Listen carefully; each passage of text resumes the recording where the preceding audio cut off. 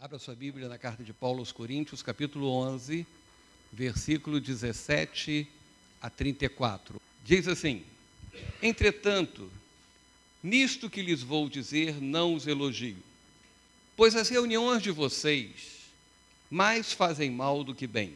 Em primeiro lugar, ouço que quando vocês se reúnem como igreja, há divisões entre vocês. E até certo ponto eu o creio. Pois é necessário que haja divergência entre vocês para que sejam conhecidos. Quais dentre vocês são aprovados? Quando vocês se reúnem, não é para comer a ceia do Senhor, porque cada um come sua própria ceia, sem esperar uns pelos outros. Assim, enquanto um fica com fome, outro se embriaga. Será que vocês não têm casa onde comer e beber? Ou desprezam a igreja de Deus e humilham os que nada têm? Que lhes direi? Eu vou te elogiar por isso? Certamente que não, pois recebi do Senhor o que também lhes entreguei, que o Senhor Jesus, na noite que foi traído, tomou o pão e, tendo dado graças, partiu, disse: é o meu corpo que é dado em favor de vocês, façam isso em memória de mim. Da mesma forma, depois da ceia, ele tomou o cálice e disse: esse cálice é a nova aliança no meu sangue. Façam isso sempre que o beberem em memória de mim. Porque sempre que comerem deste pão e beberem deste cálice, vocês anunciam a morte do Senhor até que ele venha. Portanto, todo aquele que comer o pão ou beber o cálice do Senhor indignamente será culpado de pecar contra o corpo e o sangue do Senhor. Examine-se o homem a si mesmo. Examine-se o homem a si mesmo. E então coma do pão e beba do cálice, pois quem come e bebe sem discernir o corpo do Senhor, come e bebe para a sua própria condenação. Por isso, há entre vocês muitos fracos e doentes e vários já dormiram. Mas se nós nos examinássemos a nós mesmos, não receberíamos juízo. Quando, porém, somos julgados pelo Senhor, estamos sendo disciplinados para que não sejamos condenados com o mundo. Portanto, meus irmãos, quando vocês se reunirem para comer, esperem uns pelos outros. E se alguém estiver com fome, coma em casa, para que quando vocês se reunirem, isso não resulte em condenação. Quanto ao mais, quando eu for, lhes darei instruções. Antes de nós falarmos aqui sobre esse texto, eu queria fazer assim, contar uma pequena historinha para vocês, uma historinha bem simples. Uma menina está vendo a sua mãe preparar um almoço, ela está vendo preparar um pernil. Então, ela está lá vendo a sua mãe preparando o pernil e ela percebe que a mãe vai e corta a extremidade do osso do pernil. E ela chega para aquela mãe e fala assim: mamãe, por que que você cortou a extremidade do osso desse pernil? E a mãe chega para a sua filha e fala assim: minha filha, eu cortei porque sua avó me ensinou. Pergunte à sua avó. E aquela menina foi e chegou para a sua avó e falou assim: vovó, por que que quando a senhora prepara pernil, a senhora corta a ponta do osso? Aí a avó chega e fala assim: porque a sua bisavó cortava. Pergunte à sua bisavó. E aquela menina insistentemente chega e fala para a sua bisavó, chega e fala assim: por que que você cortava? E ela chega e diz assim: eu cortava simplesmente porque o pernil não dava dentro da vasilha. O que a gente aprende com isso? Às vezes nós ficamos fazendo coisas na vida sem saber o porquê nós estamos fazendo. As coisas estão acontecendo e nós estamos fazendo. Por exemplo, nós estamos vindo à igreja. E quantas pessoas frequentam a igreja sem saber por que frequentam a igreja? Sem saber por que deveriam estar na igreja?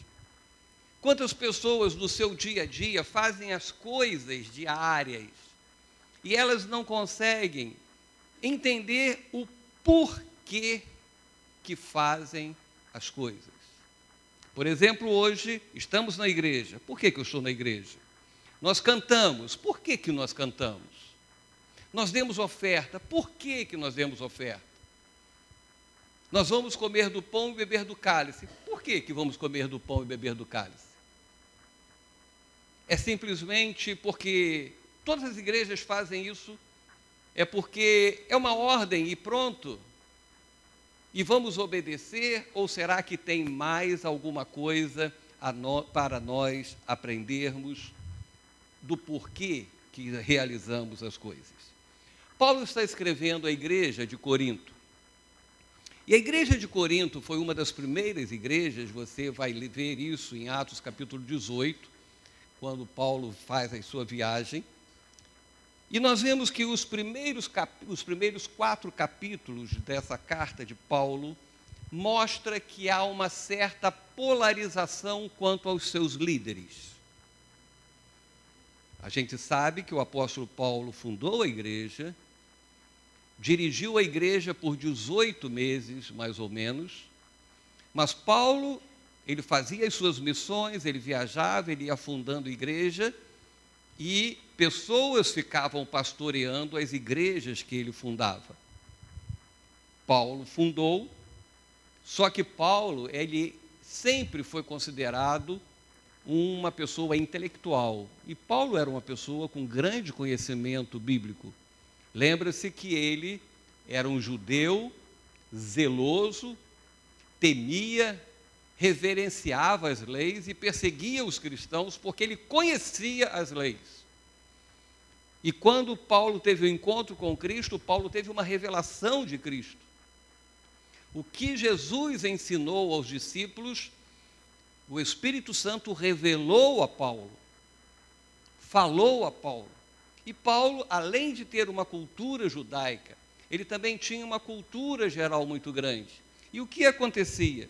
Muitas pessoas iam para o lado de Paulo, porque a cidade de Corinto tinha muitos gregos, e os gregos eram pessoas que gostavam da cultura, eram pessoas mais elitizadas culturalmente, e eles se aderiam a Paulo. Então, Paulo tinha um grande grupo de seguidores. Veja, ele fundou a igreja, saiu, foi para outros lugares, mas tinha aquelas pessoas enraizadas em Paulo. Havia também um outro pastor, chamado Apolo. Apolo pastoreava a igreja, era um pastor um pouco diferente de Paulo, era aquele pastor eloquente, carismático, era um pastor que pregava animado, ensinava animado, e ele tinha preferência de alguns da igreja de Corinto. Então, veja, já existia na igreja de Corinto 2 grupos distintos. Havia um terceiro grupo, que era o grupo que era muito ligado a Pedro. Qual era a origem de Pedro? Pedro era um pescador. Pedro era um homem que era conhecido por não ter uma cultura muito grande. Ele sabia tudo que Paulo sabia a respeito de Cristo. Ele teve o privilégio de aprender de Jesus, de estar na escola de Jesus. Mas culturalmente, provavelmente a sua linguagem era diferente, ele era muito mais ligado aos judeus. E tinha o grupo que ficava junto mais de Pedro. E por isso eles tiveram um grande problema com relação a tipos de comidas, a tipos de atitudes, porque Paulo ficava muito mais para os gregos, para os gentios, e Pedro muito mais para os judeus. Isso fez com que a igreja, veja, embora isso seja bom, e nós devemos ter pessoas diferentes na igreja, nós devemos ter pessoas que abranjam e cubram todas as áreas, mas quando isso é mal gerido, isso não tem uma boa gestão, isso provoca uma divisão na igreja. E a igreja de Corinto se dividiu. E quando uma igreja se divide, ela se abre a problemas de relacionamentos e se abre a outros tipos de problemas. O espírito de divisão é o primeiro espírito que age em uma igreja para trazer problemas. Às vezes a pessoa fala assim, é um espírito de adultério, é um espírito de imoralidade, é um espírito de corrupção. Primeiro agiu um espírito de divisão.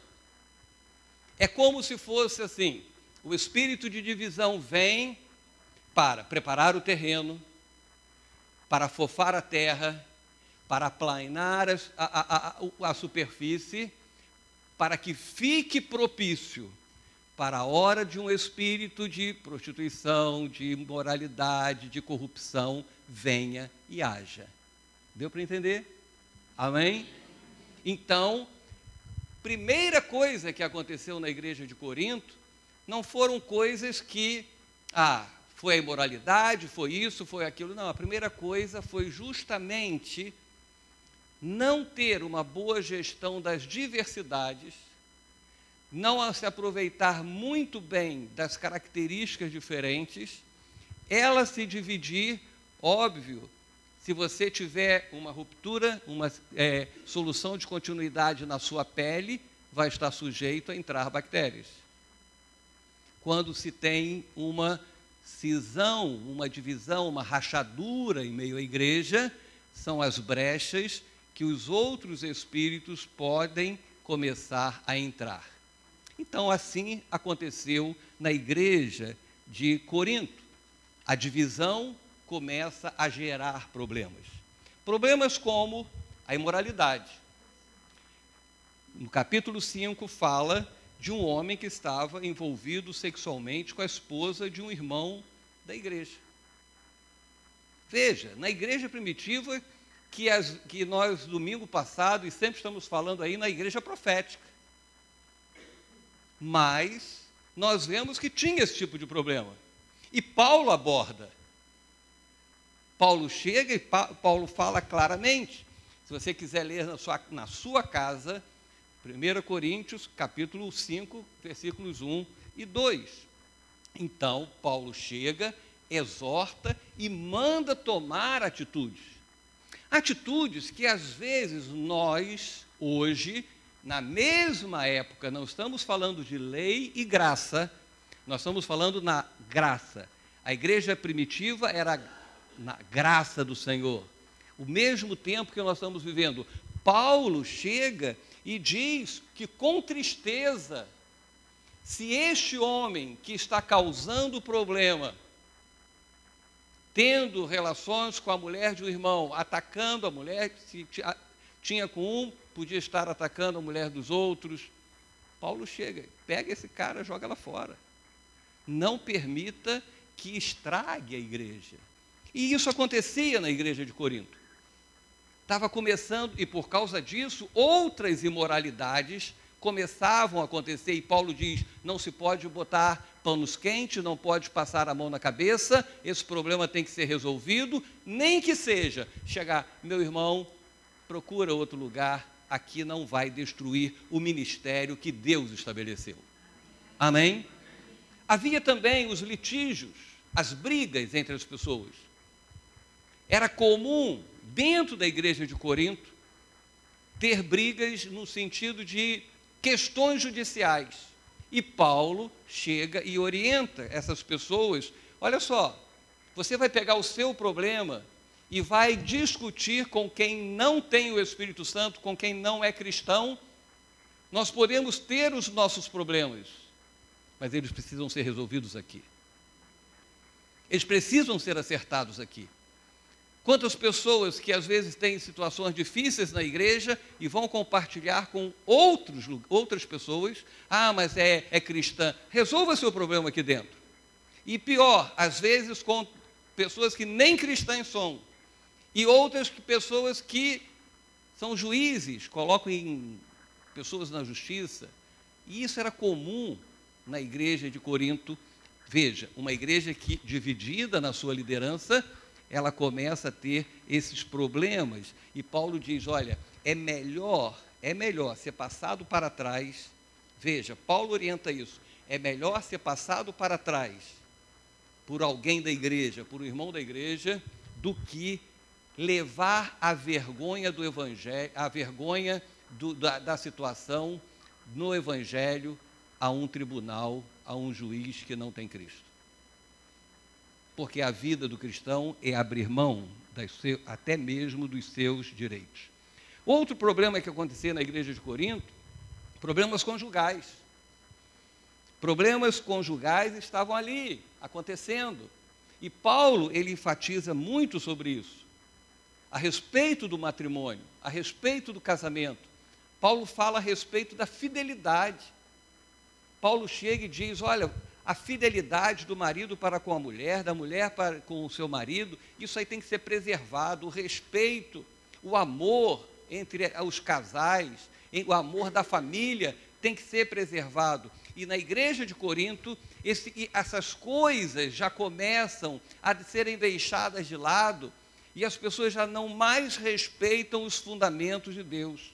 Problemas religiosos como idolatria, problemas de relacionamentos no sentido de um não ir com o outro, relacionamentos no sentido de eu sou rico, você é pobre,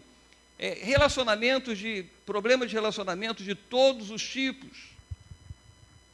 Veja, na igreja primitiva, na igreja que era cheia do Espírito Santo, por isso que não fica aí apavorado, não fica desesperado, tem um problema na igreja, meu Deus. Gente, os problemas exigem, o importante é saber lidar com eles. É lidar corretamente com os problemas que chegam. E nesse texto que nós estamos lendo, Paulo vai falando a respeito desses problemas, que poderíamos citar devagar e até explicar bem melhor, até que ele chega à maneira que eles celebravam a ceia do Senhor. E quando chega aí no capítulo 11, ele começa a falar, desde lá daqueles problemas todos que nós falamos, ele começa a falar a respeito da reunião que eles faziam e que celebravam a ceia do Senhor. Nesse texto que lemos, Paulo está exortando, Paulo está disciplinando, porque para os coríntios, a ceia do Senhor não tinha uma motivação correta, não tinha um motivo correto. A ceia do Senhor era para um momento qualquer, mas não a motivação correta. Na realidade, eles estavam sendo ignorantes, ocultos ou não. Veja, cultos ou não, porque ignorante não é só a pessoa que não sabe. Mais ignorante ainda é a pessoa que sabe e não vive da maneira que deveria viver. Eu pequei por ignorância, porque eu não sabia que era pecado. E existe aquele que é ignorante, sabia que era pecado e praticou da mesma forma. Então, Paulo, ele chega e começa a dar instruções básicas para a igreja de Corinto sobre a Santa Ceia. E eu queria falar um pouquinho hoje sobre essa Santa Ceia e coisas que o apóstolo Paulo fala. Primeira coisa que nós queremos ver, como que nós olhamos a ceia do Senhor? A maneira que eu olho é a maneira que eu entendo o porquê eu estou aqui. Não é simplesmente porque a forma era pequena e ele não dava. E por isso foi se passando como uma cultura. Ceia do Senhor não é uma questão cultural da igreja. Não é uma rotina da igreja. Não celebramos porque Jesus mandou, temos que fazer. Temos que ter uma motivação correta, um motivo correto, intenções corretas, sabendo o porquê, uma visão correta. E dentro desse contexto de visão, quando nós falamos de visão, não divisão, de visão, nós queremos falar, primeiro, quando nós sentamos à mesa do Senhor, nós temos que ter alguns olhares, e o primeiro olhar é olhar para frente. Quando sentamos à mesa do Senhor, nós temos que olhar à frente. O que significa isso? Paulo escreveu no versículo de número 26, sempre que vocês comerem deste pão e beberem deste cálice, vocês anunciam a morte do Senhor até que ele venha. Veja, esse momento nosso é um momento que nos projeta, e projetar é nos jogar à frente.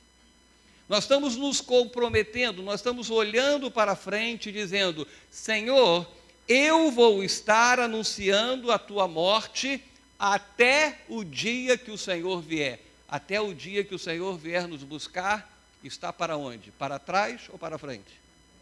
Para frente.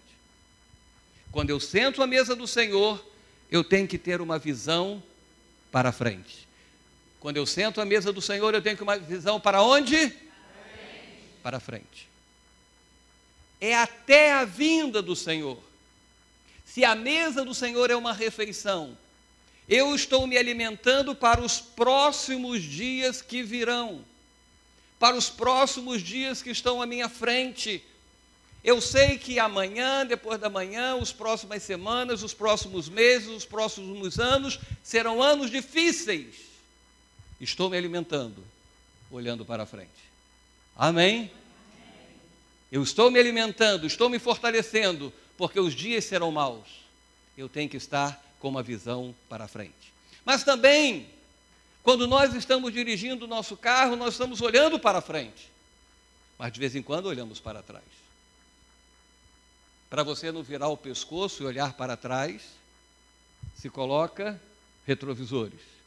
Para você saber o que ficou para trás. Porque não adianta nós dizermos: não, nós só estamos caminhando para frente, nós só estamos fazendo a obra de Deus, nós só vamos evangelizar. Sim, vamos evangelizar baseado em quê? No que está para trás. E quando eu sento à mesa do Senhor, não é só olhar para frente e dizer: estou me alimentando e olhando para frente. Estou me alimentando para os dias que virão. Estou me alimentando de quê? O que está lá atrás? Ele fala da morte de Jesus. Pão, vinho, mesa, discípulos, palavras, mas o centro da ceia do Senhor é Cristo Jesus. Então eu não posso ter uma mesa e olhar somente para frente. Eu não posso ter uma mesa e olhar somente para a minha geração que vem. Ela precisa ser abençoada por Cristo. Às vezes não, quando nós oramos pelas crianças, quando nós apresentamos, oramos pelos jovens, nós sempre estamos falando: vamos olhar para frente, para a nossa geração. Mas olha, não adianta só olhar para frente. Porque está arriscado você ver que você tem que ter faculdade, você tem que ter trabalho, você tem que ter casa, você tem que ter bens. Eu tenho que olhar para trás e ver que o motivo, o porquê de eu estar aqui nessa noite, não é só o que está na minha frente. O motivo está lá atrás. É a morte de Jesus Cristo no Calvário. É a nossa aliança com Cristo.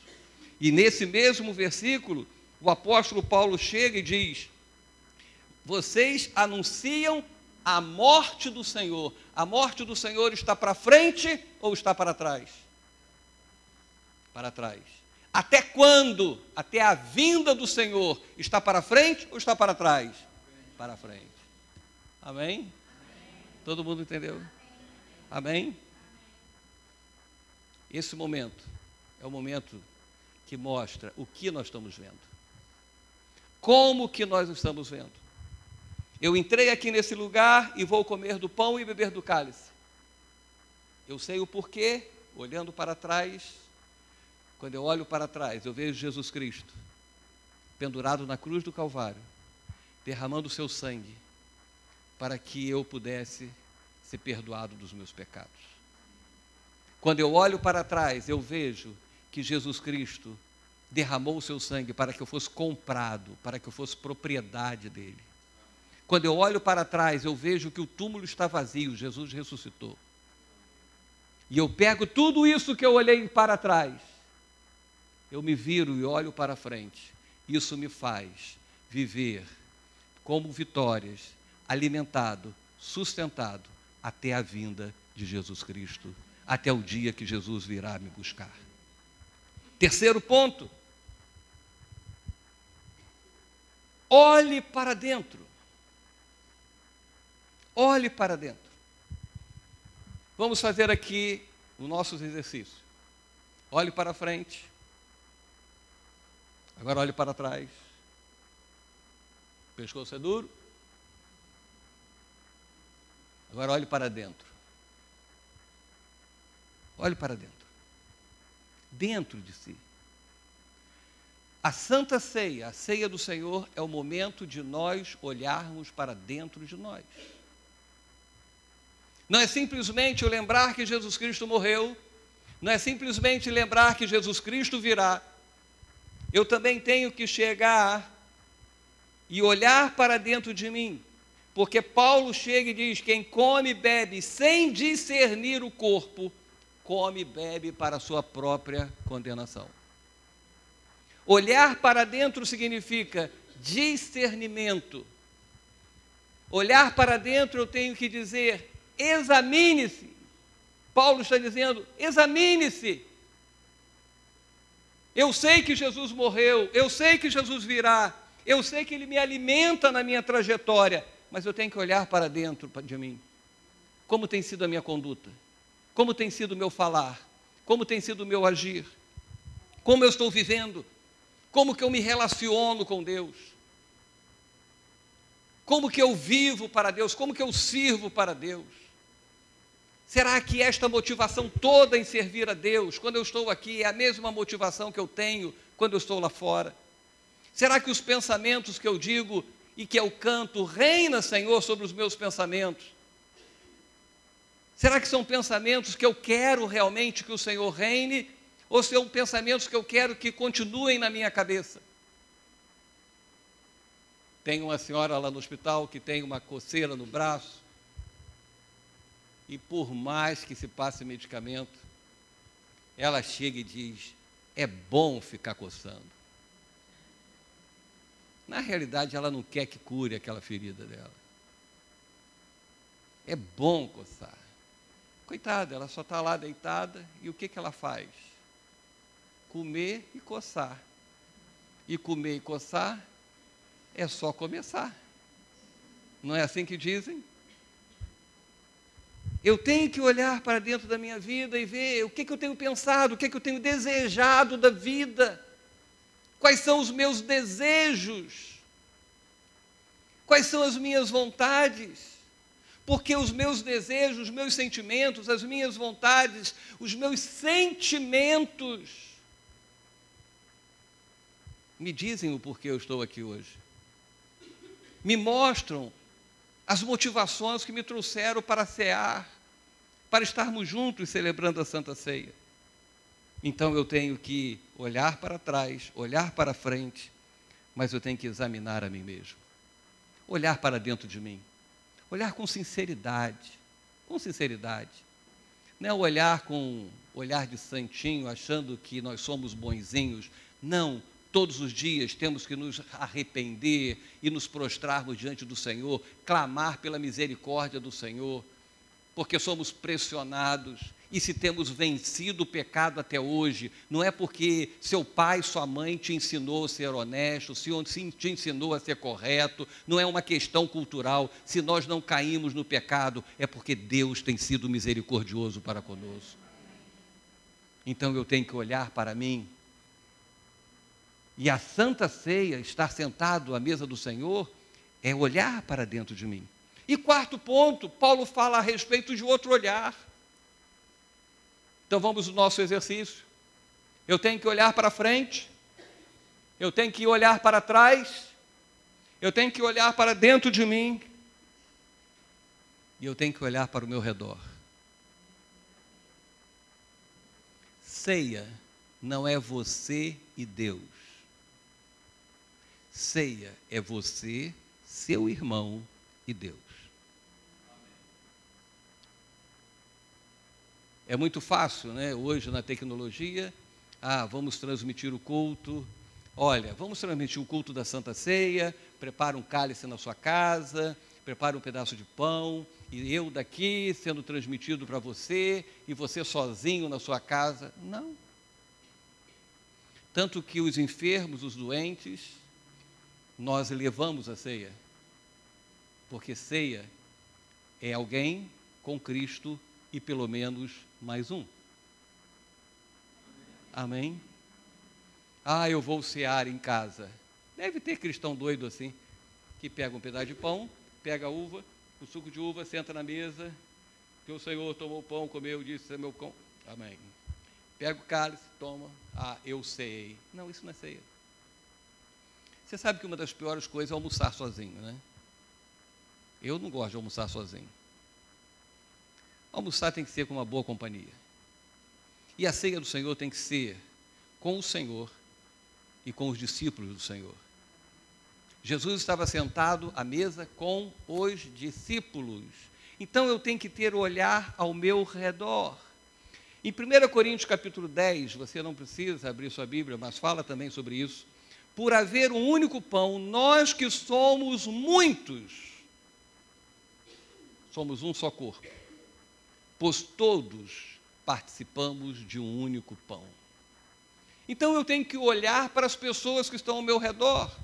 E Paulo não está transmitindo a eles algo da sua cabeça, não. Paulo não estava dizendo assim, eu pensei isso em casa e vou falar para vocês. Não, Paulo estava dizendo, pois recebi do Senhor o que também lhes entreguei. Não era o ensinamento à igreja de Corinto, da cabeça de Paulo, da doutrina de Paulo, era o que Jesus tinha ensinado. O que Paulo está dizendo, eu estou passando. Lembra quando a mãe disse, pergunta sua avó, pergunta sua avó, pergunta sua avó, e foi passado. O que Paulo está dizendo é, estou passando, ensinando a vocês o que eu aprendi do Senhor. Paulo está lembrando a eles o que significa realmente aquela refeição que está sendo feita. Eu sei que você vai chegar em casa, talvez vai jantar a beça, mas eu quero dizer que nesse momento nós estamos fazendo uma refeição. Não veja a ceia do Senhor como um ato simbólico, como algo, é da liturgia da igreja, é um sacramento da igreja, Jesus mandou, vamos fazer. Não, nós estamos aqui para nos alimentarmos do Senhor. É uma refeição que estamos fazendo com esses 4 olhares. Quando eu sento à mesa, eu olho para você e vejo você como meu irmão. Não importa se você tem dinheiro ou não tem dinheiro, tem carro ou não tem carro, se você é rico ou não é rico. Não importa se você é culto ou você não tem grande cultura desse mundo. O importante é que nós estamos fazendo uma refeição aonde a morte de Cristo, a ressurreição de Cristo, a aliança com Cristo é o ponto principal desse momento. E quando nós falamos a respeito da nossa vida com Cristo, não se pode viver para Cristo sem viver com o nosso irmão. Amém? Você sabe que uma das coisas que mais o diabo tem feito é desanimado as pessoas para a Santa Ceia. Eu fico animado porque você está aqui à noite, e um bom número. Quem está aqui na frente pode olhar lá atrás. Um bom número. Porque o diabo não quer que a gente ceie. Porque quando a gente ceia, a gente olha a morte de Cristo, a gente olha a vinda de Cristo, a gente olha para nós mesmos e dizemos, quantas coisas eu tenho que mudar? Olhamos uns para os outros e dizemos, como temos que mudar para que os nossos relacionamentos sejam maiores, os nossos elos sejam bem firmes, porque nós somos um corpo, funcionamos junto. Por que tem pessoas que nem sentem mais falta da Santa Ceia? Se fosse outros tempos atrás, culto de Santa Ceia é briga por lugar. Mas hoje as pessoas não valorizam. Sabe por que não valorizam? Porque não sabem o porquê. Porque esse momento para eles, para elas, é um momento qualquer. É um momento assim, se eu não participo hoje, no segundo domingo do mês que vem tem. Se no outro domingo não puder, vai ter outra quinta. Sempre tem ceia. Quem almoçou hoje? Todo mundo almoçou hoje? Você deve jantar. Tomar uma sopinha, um caldinho só, né? Mas você não vai almoçar amanhã? Porque você precisa se alimentar. Santa Ceia é o nosso alimento. Não entendemos como, mas assim como Deus disse para Adão e Eva, comam da árvore da vida. E a árvore da vida é Cristo. A mesa, o que tem na mesa é Cristo. É do corpo e do sangue de Cristo. E que nessa noite mudemos os nossos olhares. Olhemos correto quando estamos sentados à mesa do Senhor. Tenhamos uma visão correta. Entendamos o porquê estamos aqui. Entendamos o porquê que Cristo quer. Cristo não falou, vocês devem ficar fazendo a ceia porque vai ser bacana na igreja. Não, é porque Ele sabe que quando nós nos reunimos, estamos nos realinhando com Ele, estamos nos alimentando dEle, estamos nos realinhando com os irmãos. Quando nós participamos da ceia com motivações corretas, com boas intenções, sabe o que vai acontecer? Os nossos relacionamentos melhoram, porque nós não nos vemos como a igreja de Corinto nos primeiros 10 capítulos. Nós começamos a vencer aqueles problemas que Paulo exortava. Por que hoje a igreja, é porque o diabo está cada vez mais feroz? Deixa disso, porque o diabo pode ficar totalmente feroz, o nosso Deus é maior do que ele. Ele já é derrotado, Jesus já venceu Satanás. Tem gente que fica botando tudo a culpa no diabo, o diabo é isso, o diabo que faz isso, o diabo que faz aquilo. E você que tem o poder de Deus para dizer, para trás Satanás, não vou falar alto hoje não, porque senão todo mundo pula, mas é para dizer para trás Satanás, é para repreender o mal. Que seja bem-vindo à mesa do Senhor. Examine-se, olhe para dentro, anuncie, veja a vinda do Senhor. Anunciar o quê? A morte, olhe para trás, olhe os irmãos, olhe seus irmãos, olhe para as pessoas que estão ao seu lado, seus irmãos, parte do mesmo corpo, tenha alegria em estar sentado à mesa do Senhor.